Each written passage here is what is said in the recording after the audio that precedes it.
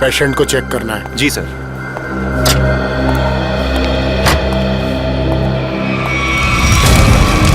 ये क्या? आग! रघु, मंगेश, जल्दी आओ, यहाँ पे आग लगी है, पेशेंट जल रहा है, जल्दी आओ, फायर एक्सटिंग्विशर लेके आओ, जल्दी करो, जल्दी लेके आओ, जल्दी जल्दी जल्दी करो, जल्दी।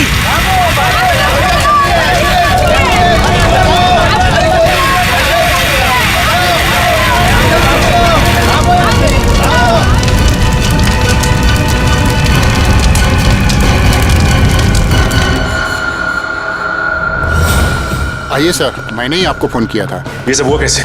समझ में नहीं आ रहा सर, देखते ही देखते पेशेंट को कैसे आग लग गई। प्लीज हटिए आप लोग।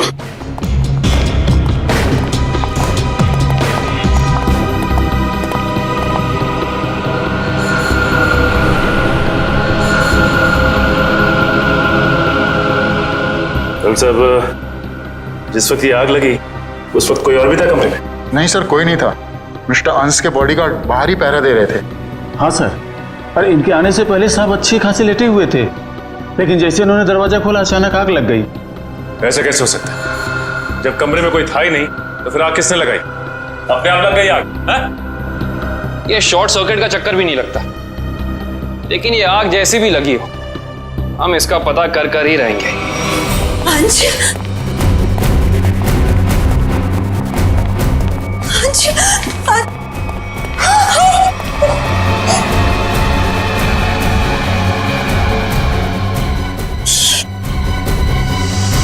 सर, मिस्टर अंश की वाइफ और बेटा। अंश को आग कैसे लगी, कैसे हो गया ये सब? पापा उठिए, पापा क्या हो गया आपको? पापा संभालिए अपने आप को। देखिए थोड़े वक्त के लिए आप लोग बाहर कॉरिडोर में इंतजार कीजिए। पंकज प्लीज चलिए। पापा आइए।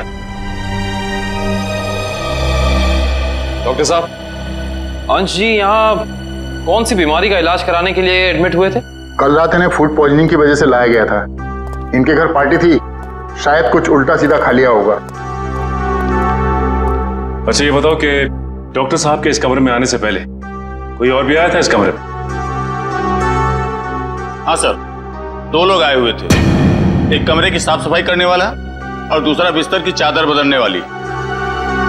ये अंश कुमार, इस अंश कुमार की कुंडली निकालनी होगी। जहां तक मुझे याद आता है कि बहुत सारे काले कारनामों में शामिल था।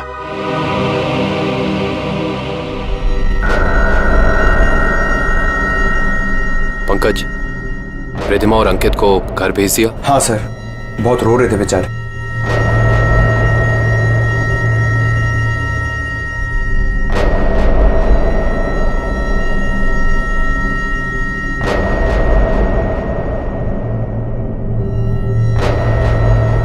वैसे सालुंके साहब, आपको क्या लगता है आग किस वजह से लगी?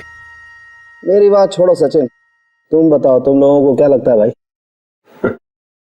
सालुंके साहब, अगर हमें पता होता तो हम आपको क्यों बुलाते?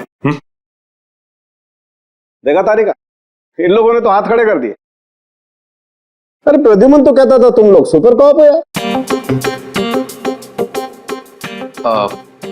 सर हम तो सिर्फ तहकीकात कर सकते हैं, अंदाजा लगा सकते हैं, लेकिन इस साइंस के मास्टर तो आप ही हैं ना। तो ठीक है, अंदाजा क्या लगाते हो वो अंदाजा ही बता दो यार। सर हमें ऐसा लगता है कि ये चिंगारी लगाने वाला कोई इंसान नहीं बल्कि कोई वस्तु, कोई चीज है। हो सकता है, देखते हैं।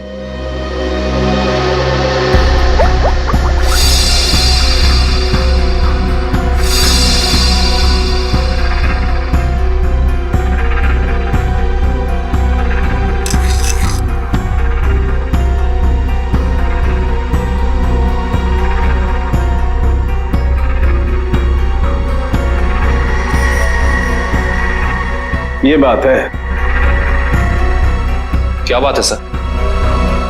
अंश की इस चमड़ी के टुकड़े पर मुझे 2 किस्म के केमिकल मिले। एक का नाम कोजू और दूसरे का चिलिंगफी। कोजू और चिलिंगफी? ये केमिकल के नाम या कोई चाइनीज रेस्टोरेंट के? पंकज, मजाक नहीं। और ये दोनों केमिकल जब आपस में मिल जाते हैं तो एक तीसरा केमिकल बनता है जो बहुत ही आसानी से आग पकड़ लेता है अगर उसे एक निश्चित मात्रा से ज्यादा ऑक्सीजन मिल जाए तो।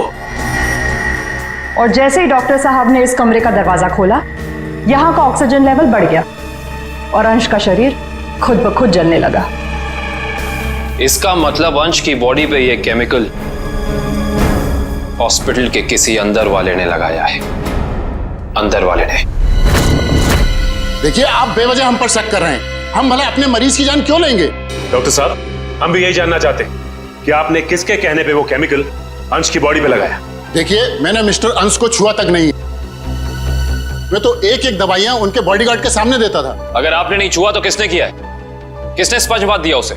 देखिए, मिस्टर अंश यहाँ पर फूड पॉइजनिंग के इलाज के लिए आए थे, तो स्पंज बाथ देने का तो सवाल ही नहीं उठता। मैं कह रहा हूँ ना कि हम में से किसी ने भी उनकी बॉडी के ऊपर कोई केमिकल नहीं लगाया। अच्छा, तो आप ये कहना चाहते हैं कि डॉक्टर सालुंके गलत कह रहे हैं? जी नहीं, मैं ये बिल्कुल नहीं कह रहा हूँ। मैं सिर्फ इतना कह रहा हूँ कि मैंने या मेरे किसी भी स्टाफ ने उनकी बॉडी के ऊपर कोई केमिकल नहीं लगाया है। दो लोग आए हुए थे, एक कमरे की साफ सफाई करने वाला और दूसरा बिस्तर की चादर बदलने वाली। माय गॉड, कहीं वो केमिकल उस चादर पे तो नहीं लगा हुआ था जो अंश के कमरे में बिछी हुई थी? डॉक्टर साहब, ये सारी बेडशीट कहाँ रखी जाती?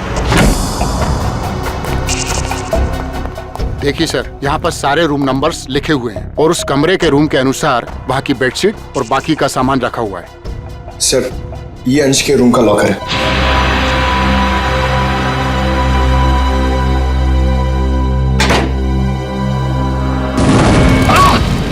ठीक हो ना तुम?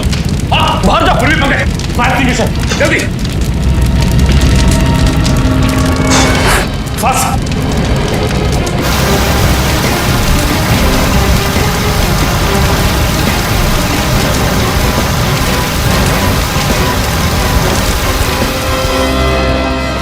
काबिल लगता है थोड़ा केमिकल रह गया था इसमें। सही कह रहे हो सचिन, अब तो इस लॉकर को बाहर निकालना ही पड़ेगा।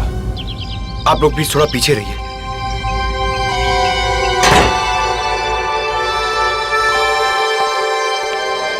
सर, प्लीज संभाल के।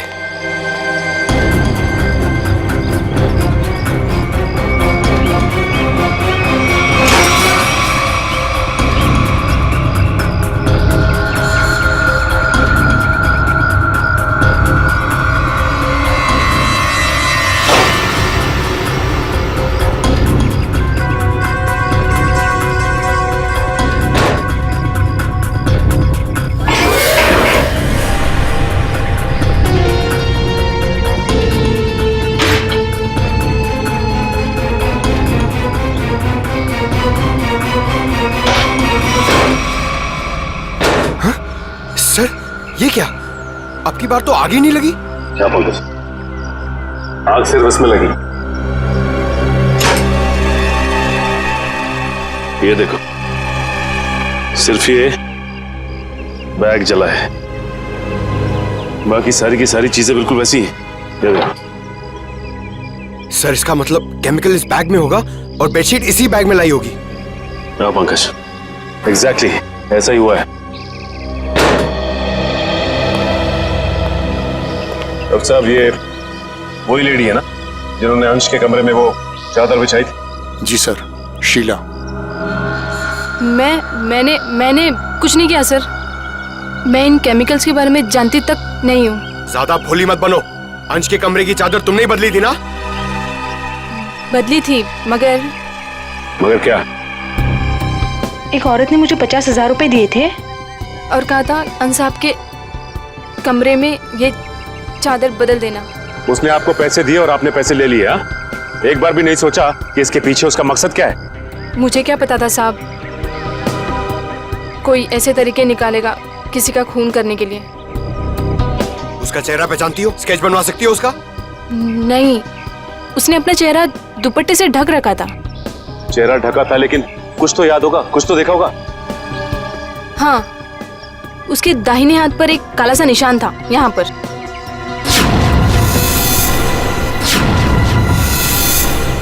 ठीक है, आप लोग जा सकते हैं। जी सर।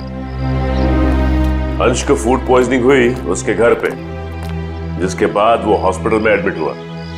और कमाल की बात है कि हॉस्पिटल में आने के बाद वो जल के मर गया। कुछ तो गड़बड़ है।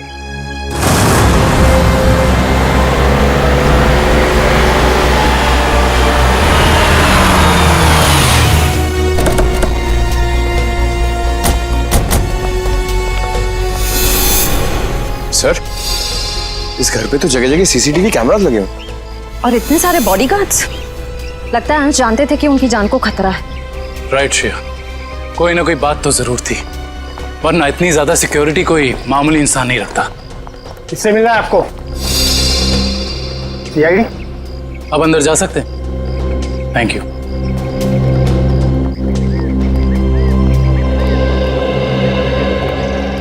सर, ये घर तो बड़ा आलीशान है। अंश बहुत पैसे वाला रहा होगा।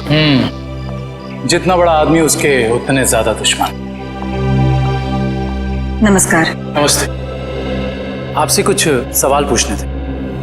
जी पूछिए। जिस रात अंश जी की तबीयत खराब हुई, उस रात उनका खाना किसने बनाया था? साहब, खाना तो मैंने बनाया था, लेकिन मैंने कुछ नहीं किया। तो फिर सिर्फ अंश की तबीयत क्यों खराब हो और किसी की क्यों नहीं? मुझे मालूम नहीं। अब मालूम नहीं कहने से तो काम नहीं चलेगा ना। कोई तो था जो चाहता था कि अंश हॉस्पिटल पहुंच जाए, ताकि वहां वो खूनी बड़ी आसानी से उस जुर्म को अंजाम दे सके। एनीवेज, हमें उस पार्टी की गेस्ट लिस्ट चाहिए थी। जी। गोपी पिछले 5 साल से उनका खाना बना रहा है, ये ऐसा कुछ नहीं कर सकता। तो और कौन कर सकता है? क्या आपको किसी पर शक है? शायद गगन। गगन? अच्छा, ये गगन कौन है? पापा का बिजनेस मैनेजर था। अभी कुछ दिन पहले उसे नौकरी से निकाल दिया था। पार्टी में गगन भी आया था? हाँ, मगर बिन बुलाए। हाँ साहब, गगन हो सकता है। उस दिन पार्टी में मैंने उसको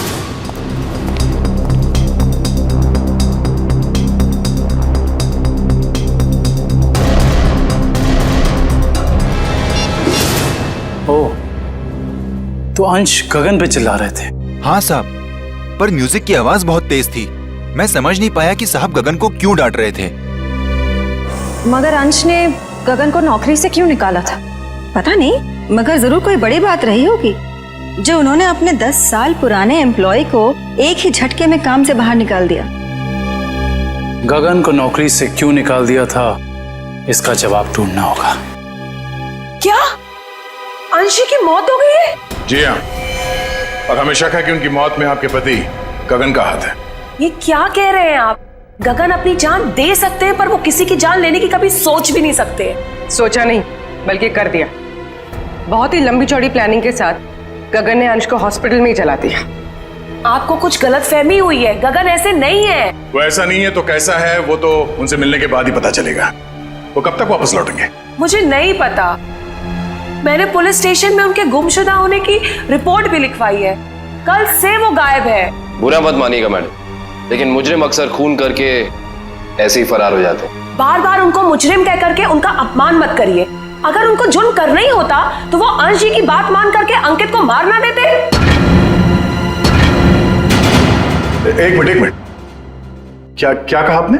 अंश जी ने गगन को अपने बेटे अंकित का खून करने का काम सौंपा था, पर गगन ने साफ इनकार कर दिया और इसी वजह से उन्होंने गगन को नौकरी से निकाल दिया। ओह, तो इस वजह से गगन को नौकरी से निकाल दिया गया। और कोई बाप अपने बेटे को मरवाना क्यों चाहेगा? सर नहीं सर, ऐसा नहीं हो सकता। आप प्लीज कह दीजिए झूठ है। मेरे पापा मुझे मारने की प्लानिंग कभी कर ही नहीं सकते। हम जानते हैं ये बात आप लोगों के लिए काफी धक्का पहुंचाने वाली है। गगन की पत्नी झूठ बोल रही है। अपने पति को बचाने के लिए कुछ भी मनगढ़ंत कहानी बना रही है वो। अंश जैसा पिता अपने इकलौते बेटे को मारने की कैसे सोच सकता है?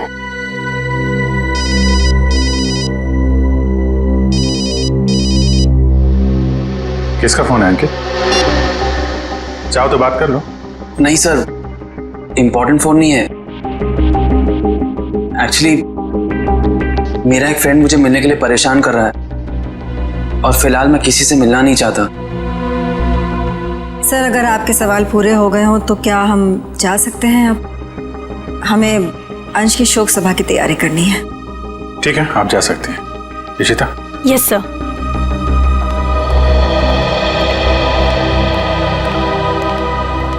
सर, जब जब अंकित का फोन बज रहा था तब उसका रवैया कुछ अजीब सा नहीं हो गया? लग तो रहा था कुछ छुपा रहा है। नजर रखो इस पे।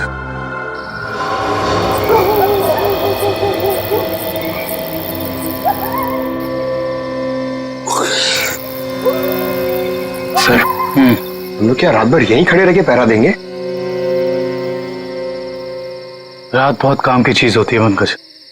जो काम दिन के खुले उजाले में नहीं किए जा सकते ना, वो रात के साए में हो जाते हैं। सर, अंकित आ रहा है। आ नहीं रहा श्रेया, हमें ले जा रहा है अगले सुराग तक।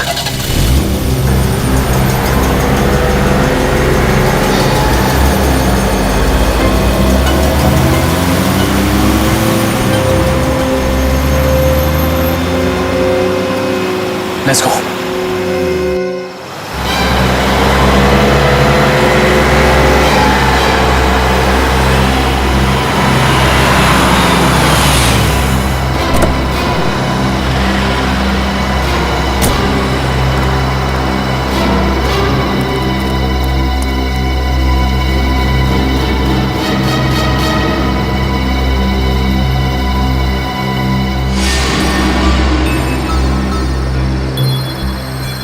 सर, ये इतनी रात को यहाँ ढाबे पे खाना खाने को आया है?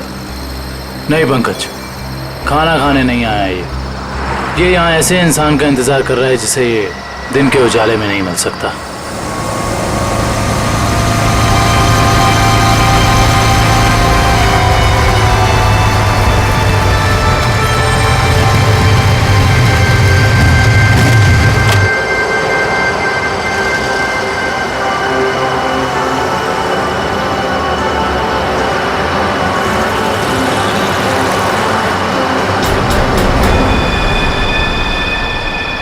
सर, मैंने तो सोचा ये लड़का होगा, ये तो लड़की निकली।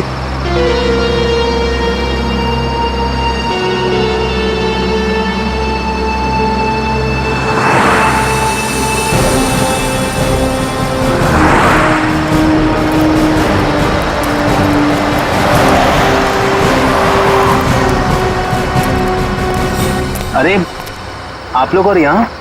हाँ, हम बहुत मेहनत करें आपके पापा के खूनी को ढूंढने की। वैसे ये कौन है? ये स्वाति, मेरी बेस्ट फ्रेंड है। हाँ, वो तो हमने देख ही लिया है। देखिए आप लोग प्लीज मेरी मम्मा से मत कहिएगा कि मैं इससे यहाँ मिला हूँ। क्यों? वो आंटी मुझे इतना पसंद नहीं करती। क्यों पसंद नहीं करती? मालूम नहीं, पर नहीं करती, और उनके गुस्से से मुझे बहुत डर लगता है।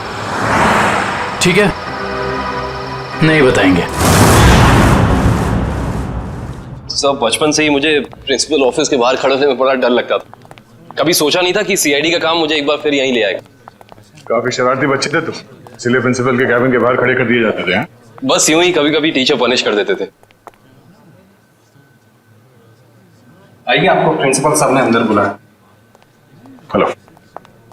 हेलो, सॉरी आप लोगों को इंतजार करना पड़ा। That's okay.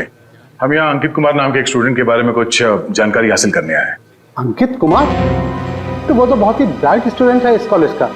पढ़ाई लिखाई, खेल कूद, डिबेट, ड्रामा, हर चीज में वो नंबर 1 रहता है। अच्छा, इतना होनहार है वो? हाँ, बल्कि इस बार कॉलेज का स्टूडेंट ऑफ ईयर अवार्ड भी तो उसे ही मिला है। ये देखिए, ये नहीं उसकी फोटो।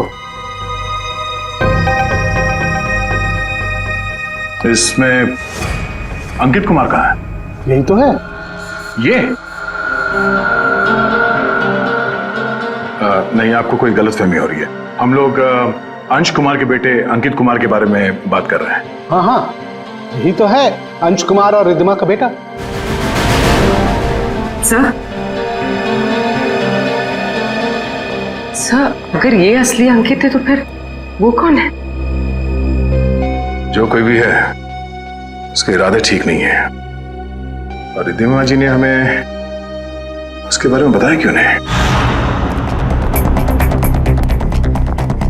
रिद्धिमा जी कहाँ हैं? मैडम अपने कमरे में हैं। आइए।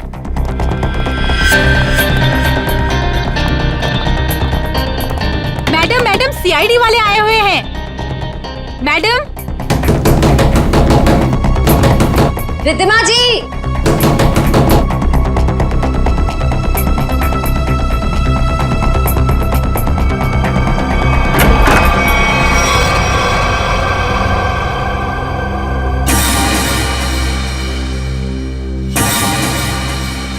सर कमरे में तो कोई नहीं है।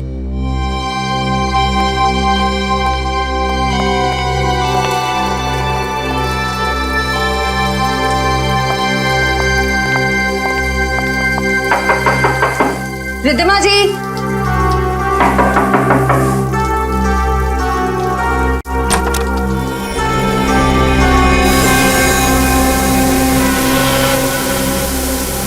सर यहाँ भी कोई नहीं है। सर ये देखिए, सर यहाँ पे खून भी लगा हुआ है।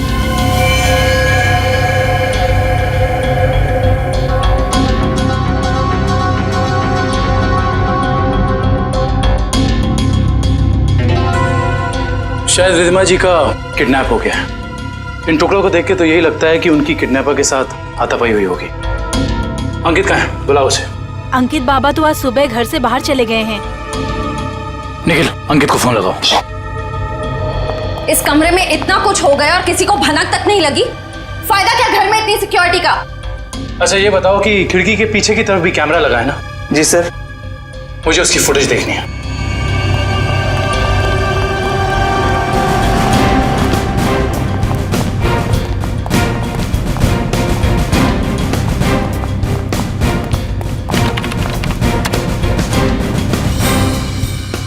सॉरी सर, लगता है कैमरा 2 घंटे से बंद है। मतलब जरूर तुम में से ही किसी का काम है ये, जिसने गुनाह करने से पहले कैमरा बंद कर दिया। सर हम ऐसा क्यों करेंगे? कोई बाहर वाला यहाँ आके कैमरा बंद नहीं कर सकता। ये किसी अंदर वाले का काम है, समझे तुम? सर, यस सर, अंकित का फोन बंद आ रहा है। कहीं इस सब के पीछे अंकित का हाथ तो नहीं है?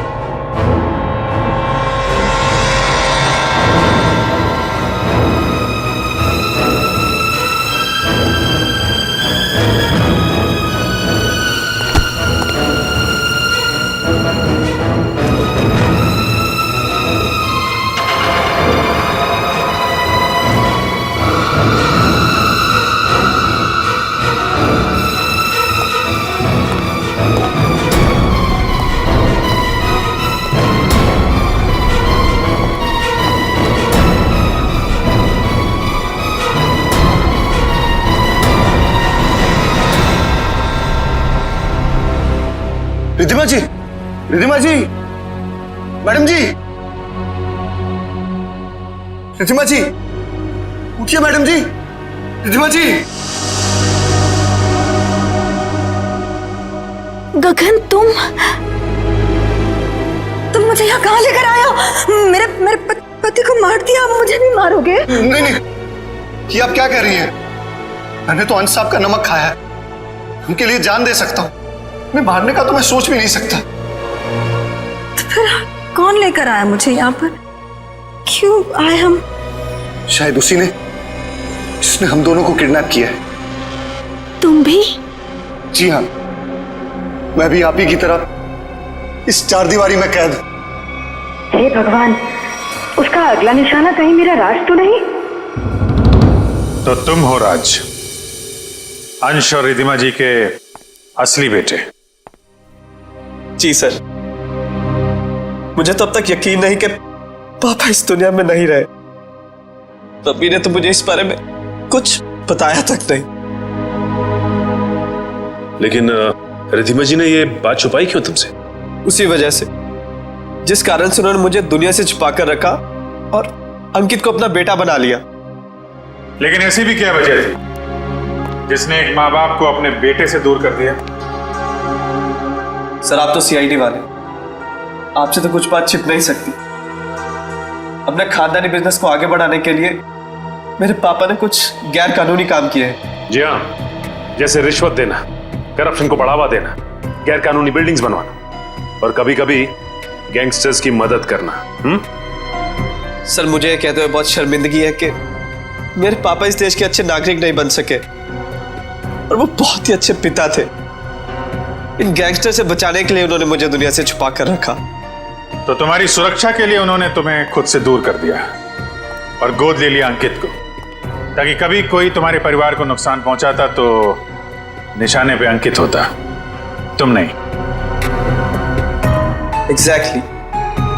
और जब ये बात अंकित को पता चली, उसका रवैया कुछ उखड़ सा गया।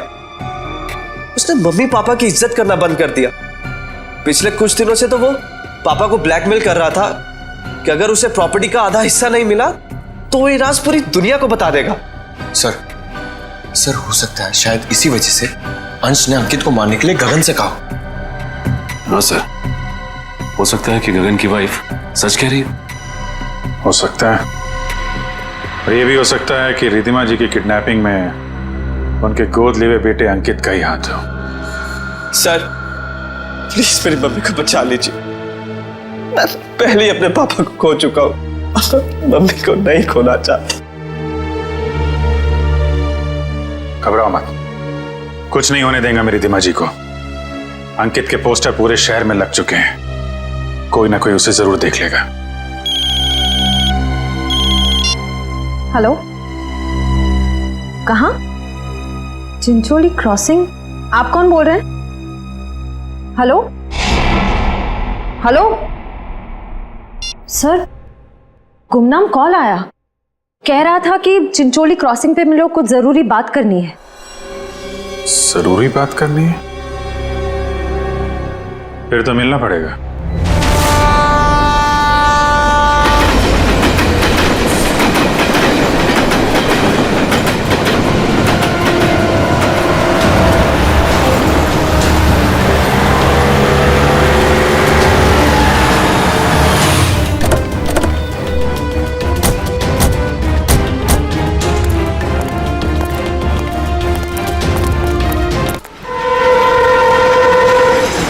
बताओ क्या बताना चाहते थे? सर मैंने आपको फोन इसलिए किया था क्योंकि जिस आदमी का आपने पोस्टर लगाया है उसे मैंने कहीं देखा है सर। तुमने पक्का ध्यान से देखा ना? वो अंकित ही है। हाँ सर, वो अंकित ही था। कहाँ देखा है उसे? सर अगर मैं आप लोगों को बताऊंगा तो कहीं मैं मुसीबत में न पड़ जाऊं सर। देखो तुम्हें कुछ नहीं होगा, तुम बताओ तुमने कहाँ देखा था अंकित को? सर मैंने उसे हसनपुरा की चौल में देखा था सर। हसनपुरा चौल?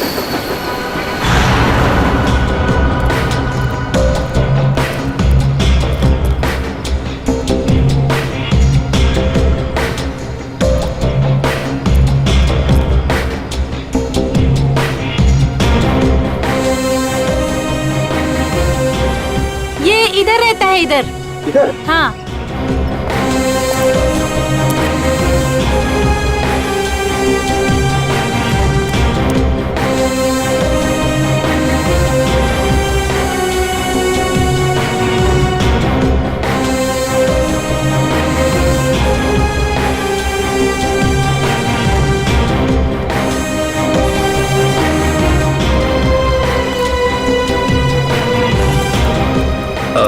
आपने इसे कहीं देखा है? हाँ, उस तरफ रहता है।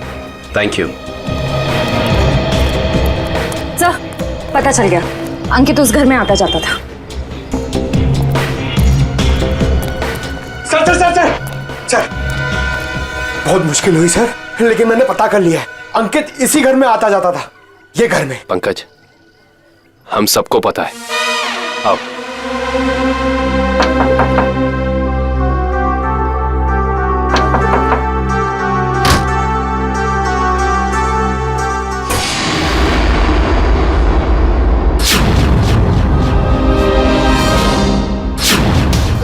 आप लोग?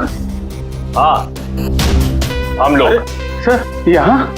हमें एक बॉडीगार्ड की जरूरत थी, तो सोचा क्यों ना तुमसे मिल लिया जाए। क्या मजाक करते हैं साहब? सीआईडी को कब से बॉडीगार्ड की जरूरत पड़ने लगी? जब से तुम जैसे बॉडीगार्ड गुनाह करने लग गए। जिस परिवार ने तुम्हें अपनी सुरक्षा के लिए रखा था, तुम उसे ही नुकसान पहुंचा रहे हो। ये क्या कह रहे हैं साहब आप? अंकित क्यों आता था यहाँ? अंकित बाबा यहाँ नहीं आए।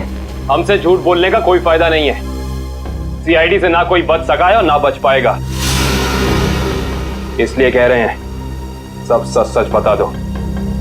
हम जान चुके हैं कि अंकित अंशी का बेटा नहीं है। बताओ क्या सच है? बोलो क्या सच है? बताता हूँ। दरअसल में अंकित का असली बाप मैं हूँ। तो? हाँ, अंश साहब मेरे बेटे को गोद लेना चाहते थे और मैं भी अपने बेटे के सुनहरे भविष्य के लिए उन्हें मना नहीं कर सका। मगर तुम्हारे अंकित ने जिस थाली में खाया उसी में छेद किया। पहले अंश को मार डाला, फिर रिद्धिमा को किडनैप कर लिया। नहीं साहब, मेरा बेटा ऐसा नहीं कर सकता। मैं उसे अच्छी तरह जानता हूँ। अगर ऐसा है तो हम अंकित को कुछ नहीं होने देंगे, लेकिन अब हमें साफ साफ बताओ ये अंकित हमें मिलेगा कहाँ? अंकित अपने दोस्त स्वाति के साथ है, ग्रीन सी लॉज में। ग्रीन सी लॉज?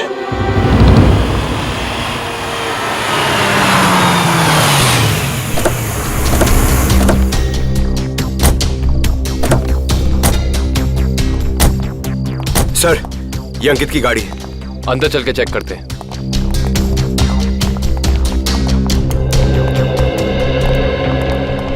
सीआईडी, उस सफेद गाड़ी में जो आए हैं वो कौन से कमरे में ठहरे हुए हैं? Room number 113। Thank you. आओ।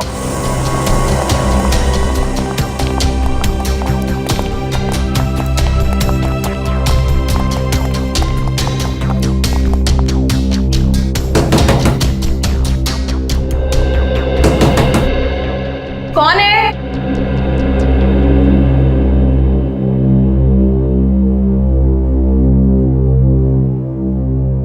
मैडम, हम रूम सर्विस से हैं। जरा खोलिए ना, चॉकलेट केक लाए हैं आपके लिए। मगर हमने तो केक नहीं मंगवाया। मैडम वो क्या है ना, हमारे होटल का 5वीं सालगिरह है, इसीलिए हम सबको चॉकलेट केक खिला रहे हैं। आप भी खाइए ना please. CID,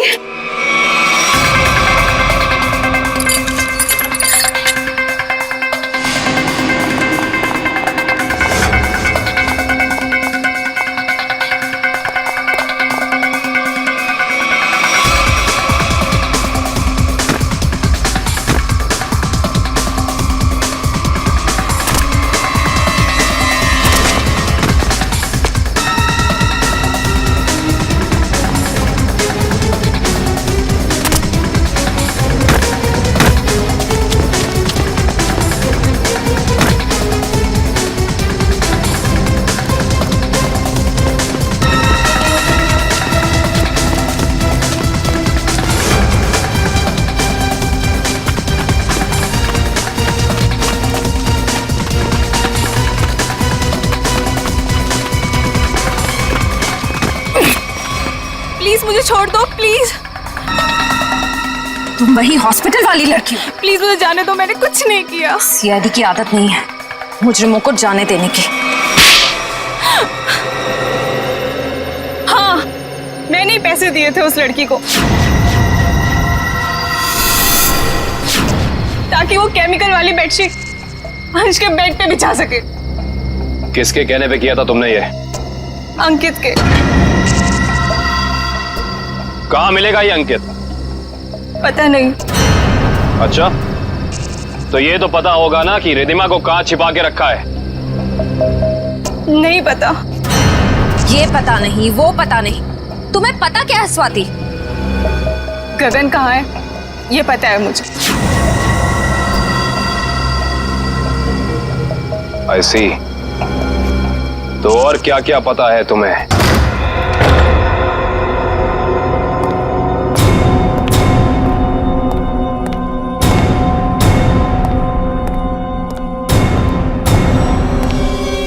hi mom. Hi Gagan uncle. I hope सब ठीक तो है ना? आई मीन मेरी खातिरदारी में कोई प्रॉब्लम तो नहीं है ना? अंकित, जरूर मेरी परवरिश में कुछ कमी रह गई होगी जो आज मुझे यह दिन देखने को मिल रहा है। हाँ, आपके परवरिश में कमी रह गई। बचपन से लेकर जवानी तक आप मुझे बेटा बेटा कहती रही, और आज एकदम से मुझे पता चलता है कि आप मेरी माँ नहीं है।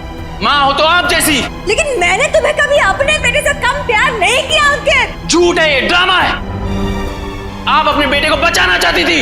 माना कि ये सब राज को बचाने के लिए किया गया अंकित, लेकिन अंश, मैंने तुम्हें कभी भी उससे कम नहीं माना, उससे कम प्यार नहीं किया। मैं भी तो आपसे बहुत प्यार करता हूँ मम्मी, इसीलिए तो आपको पापा तक पहुंचाने के लिए यहाँ आया हूँ। और एक टिकट के साथ दूसरी बोनस टिकट फ्री। रिद्धिमा जी, कम कर लीजिए, उसके सर पे खून सवार है।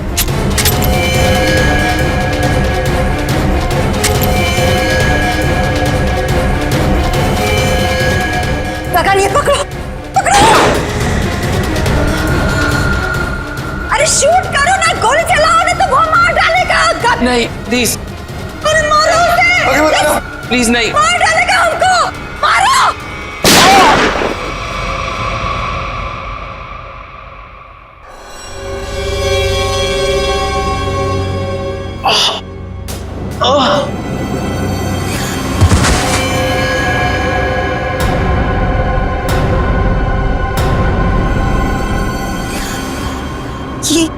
ये क्या क्या क्या तुमने उसे मार डाला? तुम उसके पैर पे फायर कर सकते थे ना, उसे मार डाला तुमने। गगन, व्हाट डिड यू डू? मेरे से घबराहट में गोली चल गई, वैसे मारना नहीं चाहता था।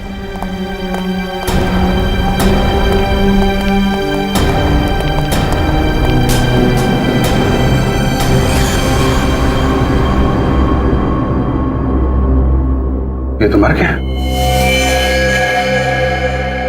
क्या? ये सब हाँ? कैसे हुआ ये? मैंने जानबूझ के नहीं मारा सर, मैं सिर्फ अपने आप को बचाना चाहता था। ये गगन सही कह रहा है, अगर हमने अपने बचाव के लिए इसे नहीं मारा होता तो ये हम दोनों को मार देता। हम समझ सकते हैं। श्रेया, इनके स्टेटमेंट रिकॉर्ड कर लो। आप लोग जाइए प्लीज इनके साथ में। चलिए।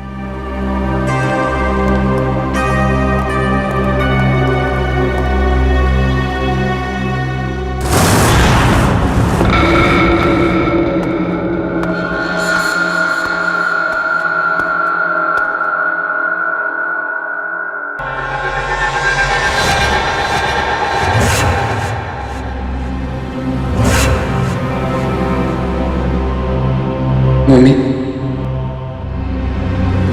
मम्मी, मम्मी,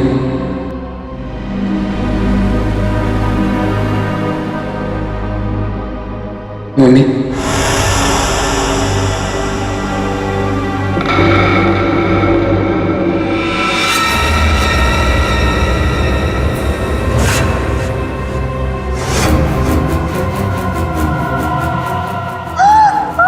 आपने मेरे साथ ऐसा क्यों किया? हमने मेरे साथ ऐसा क्यों किया मम्मी? क्यों मुझे धोखा दी? क्यों मुझे धोखा दी? क्यों मुझे मार दिया? क्यों मुझे मार दिया? बोलिए मम्मी, जवाब दीजिए। बोलिए मम्मी, जवाब दीजिए। क्यों किया आपने ऐसा मेरे साथ? क्यों किया आपने ऐसा मेरे साथ? क्यों हमने बेटे को मार दी? क्यों हमने बेटे को मार दी? जवाब दीजिए मम्मी, जवाब दीजिए मम्मी। बोलिए आपने ऐसा क्यों किया? बोलिए आपने ऐसा क्यों किया? क्यों मुझे मारा?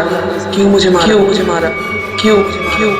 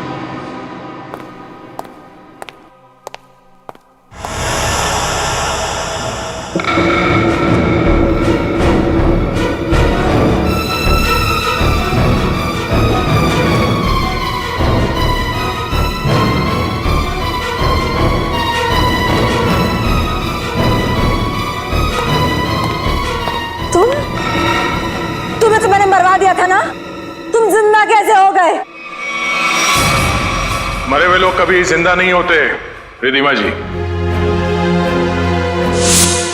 ये सब तो सीआईडी का प्लान होता है, गुनहगार से उसका जुर्म कबूल कराने का। अंकित तो कभी मरा ही नहीं था। इतना बड़ा धोखा मेरे साथ। मैं धोखा तो तुमने दिया है। मैंने जो कुछ भी किया अपने बेटे के लिए किया है। राज, तुम्हारे पापा तुम्हें अपने गैर कानूनी बिजनेस में शामिल करना चाहते थे, लेकिन मैंने तुम्हें हमेशा गुनाहों के इस साए से दूर रखना चाहा। माँ, मैंने कभी सपने में भी नहीं सोचा था तुम भी पापा की तरह इस तरह गुनाहों के दलदल में धंसी हुई हो। और इसीलिए इन्होंने पापा को मारने के लिए मेरी मदद ली थी और प्रॉपर्टी में 25% शेयर देने का वादा भी किया था। इस प्लान में तुम दोनों मिले हुए हो, इसके बारे में तुम्हारी दोस्त स्वाति ने हमें पहले ही बता दिया था। उस पार्टी के दिन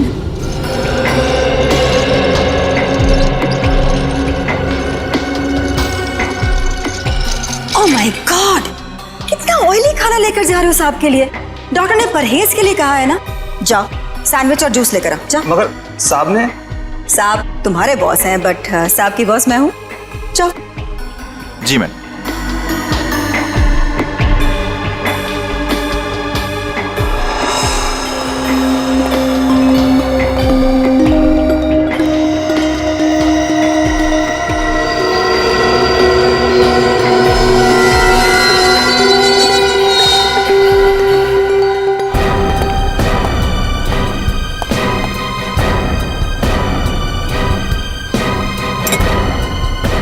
गुड, तुम जाओ, मैं साहब को खाना खिला दूंगी। जी मैं कभी सोच भी नहीं सकता था कि आप ऐसा करेंगे। खुद गुनाह किया और मुझे फंसा दिया। तो और क्या करती? तुम्हें पता चल गया था कि अंकित अंश को मारना चाहता है, इसीलिए मैंने आखिरी वक्त पर सारी बाजी पलट दी। और उस पलटी बाजी में मेरी भी बलि चढ़ा दी थी।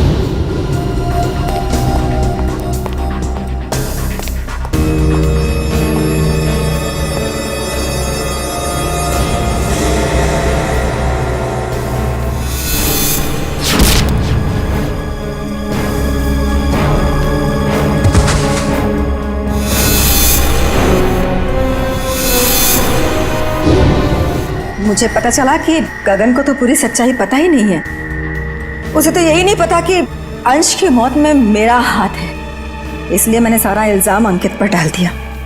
राज, मैंने ये सब तुम्हारे लिए किया बेटा। गुनाहों पे ममता की चादर ओढ़ देने से तुम्हारे पाप धुल नहीं जाएंगे मैडम।